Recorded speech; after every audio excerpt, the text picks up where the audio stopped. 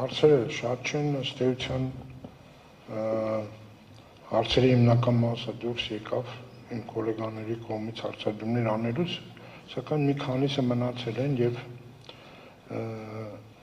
ես կուզեի այդ հարցադրումները բարձրացնել։ Առաջին հարցը ուղղում եմ Միասնության թվեր կուսակցությանը։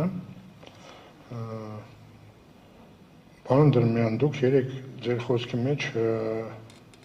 օգտագործեցիք ուրեմն ազդեցության գնահատումը, որ կենտրոնական ընտրական հանձնաժողովը խախտումները հայտ բերելով կամ արձանագրելով չի գնահատել դրանց ազդեցությունը եւ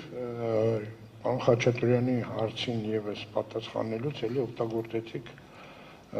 գնահատել ազդեցությունը տերմինը, բայց ես հիմա հարցադրում եմ հետեւյալն է։ Ես ձեր դիմումը ուսումնասիրելուց տպավորությունը հետեւյալն էր, որ Սահմանադրական դատարան բերված դիմումի գլխավոր եւ առաջնային խնդիրը խախտումների այսպես ցանկ առաջադրելն է եւ այդ համատեքստում, որոնց տերմինը դուք եք օգտագործում, այդ համատեքստում ուրեմն գալ եզրակացության առանց վերհանելու հետևանքային ազդեցությունը, որովհետեւ դիմողը եւս կրում է այդպիսի պարտականություն, абստրակտ մեն խախտում թվարկել առանց ցույց տալու կամ ապացուցելու դա չէ, ճիշտ չէ, եւ ըստ էության ստացվեց, որ դիմումը ըստ էության այսպես абստրակտ դիմում է, որովհետեւ բոլոր խախտումների այսպես համակարգային թվարկման հանդերձ դրանք չեն հիմնավորում, իմ տպավորությամբ չեն հիմնավորում, ու չեմ ասում բոլորը, էլի, բայց առաջին իսկ տպավորությունն է եւ ընդ որում դուք եզրափակիչ մասում հենց այդ տոնայնությամբ եզրափակել եք ձեր խնդրանքը։ Կուզեի բացատրեք, արդյոք այդպեսին պետք է լինի սահմանադրական ներկայացված դիմումը։ Մեր համոզմամբ մենք բավարար չափով եւ խախտումներն ենք ներկայացրել եւ կարողացել ենք մեր միտքը ձևակերպել առայն, որ այդ խախտումները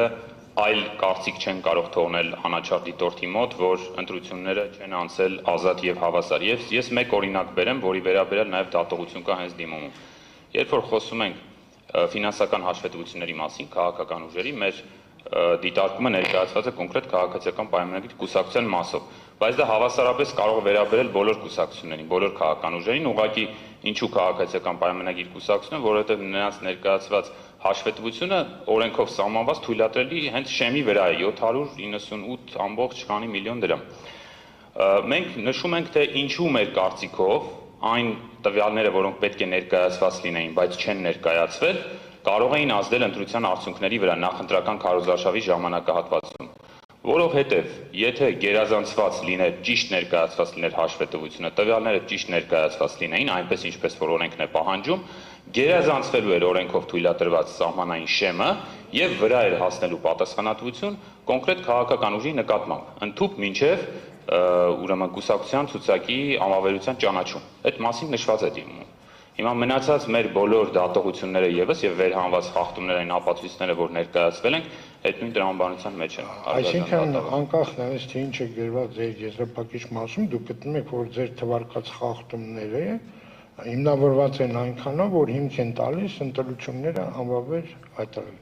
Խախտումները եւ նաեւ նշել ենք, թե ինչու է այդ խախտումը, ինչ հետևանք է նաեւ այդ խախտումը առաջացնում, ու որ դա բերում է ընտրողի մոտ ազատ կամքի եւ ընտրությանը մասնակցող քաղաքական ուժերի հավասար պայմաններում ընտրությանը մասնակցելու սկզբունքի խախտման։ Դա է որ բերում է անվավերության։ Եղավ, շնորհակալություն։ Հիմա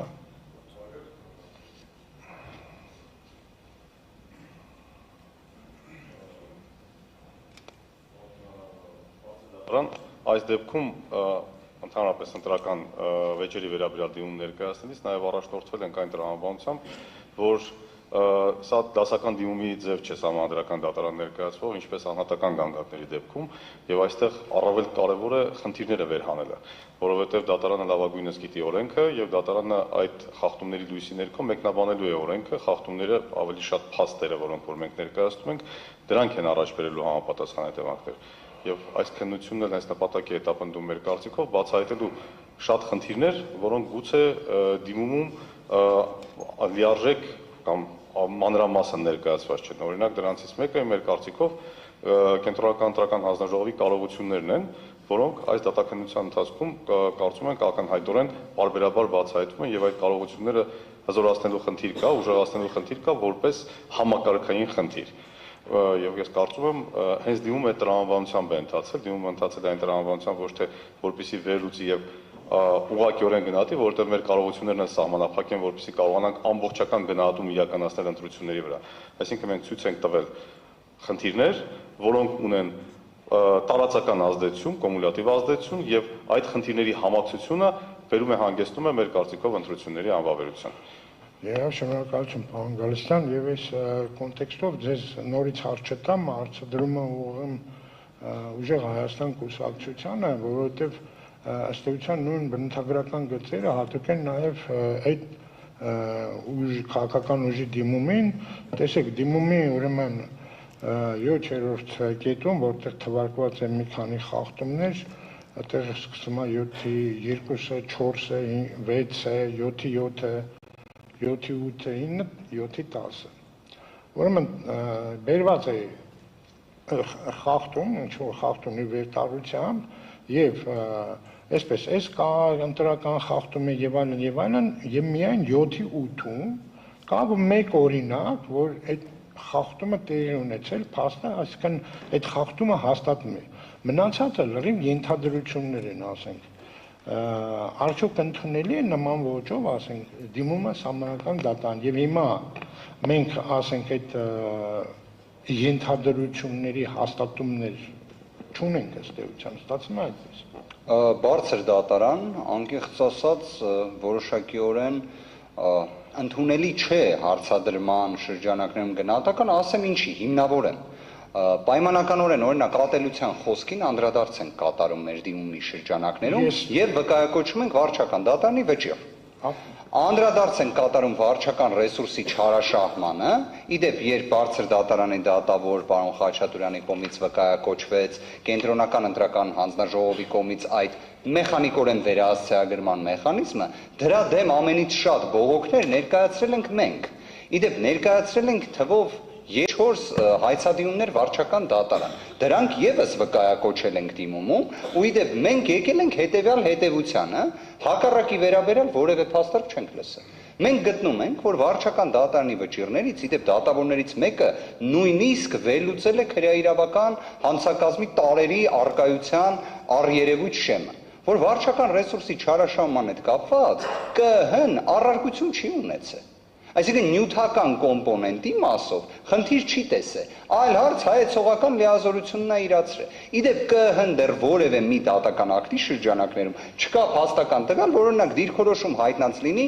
որ քաղաքացիական պայմանագիրը ընդհանրապես վարչական ռեսուրսի չարաշահում չի արել։ Բարձր դատարանի դատավոր պարոն Բաղարշյան, մյուս կողմից էլ մյուս հանգամանքն է վկայակոչեմ։ Հիմա օրինակ կենսաթոշակը 10,000 դրամով փետրվարի 7-ին հաջորդած ժամանակահատվածում առանց կառավարության ծրագրով դա նախատեսված լինելը վկայակոչել ենք, այո, բայց դա բարձր դատարանը պետք է գնահատի դրա ազդեցության մասշտաբը։ Հիմա ճշգրիտ եմ, ես այդ համարներով որ թվարկեցի խախտումները չէին վերաբերում ձեր թվարկվածներին, ենթադրյալ։ Այսինքն դուք հիմա բերում եք օրինակներ այն դեպքերում, երբ որ դուք ինչ-որ հիմնավորումներ կամ ապացույցներ ներկայացրել, բայց այն դեպքերում ես կարծում եմ այստեղ չկային կառուցակարգեր, չկային կանոնակարգումներ, չգիտեմ, այսպիսի խնդիրներ եք նկատել։ Հասկանալի է։ Եվ ստեղից առաջանում է չնայած լավ այդ արդեն հարցադրում ձեզ ուղղված չէ։ Պարոն Բաղարշյան, հասկանալի էր հարցը, հիմա անալոգիա անցկացնեմ 2021 թվականի հետ։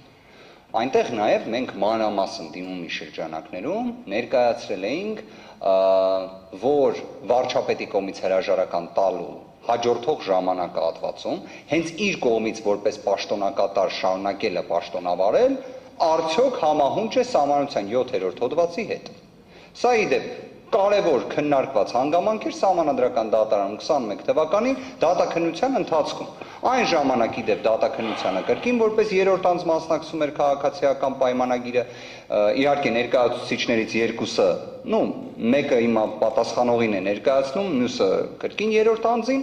ամեն դեպքում, բայց փաստը նա էր, որ այդ հարցը քննարկվեց եւ բարձր դատարանը 3 էջ նվիրել է նշված հարցը վերլուծելու եւ ի վերջո հերքելու։ Այսինքն գտնելով, որ այո, այդտեղ սահմանադրաիրավական խնդիր չի առաջանում, այսինքն համ նորմ կոնտրոլար է, համ էլ գնահատական։ Մենք գտնում ենք այս հարցերի վերաբերյալ, որտեղ մենք խնդիրը մակրո իմաստով ենք նկարագրել։ Բարձր դատարանը դրան պետք է արձագանք տա, հիմա այդ թվում օրինակ դատաքննության ընթացքում պարզեցինք, որ պատասխանողը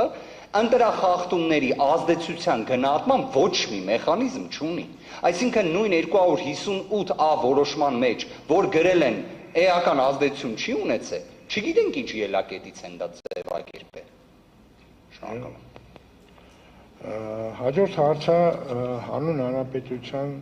ժողովրդավարության պաշտպանների դաշինք կուսակցությանն է ուղղված, ուրեմն ձեր դիմումի եզրափակիչ մասում, ուրեմն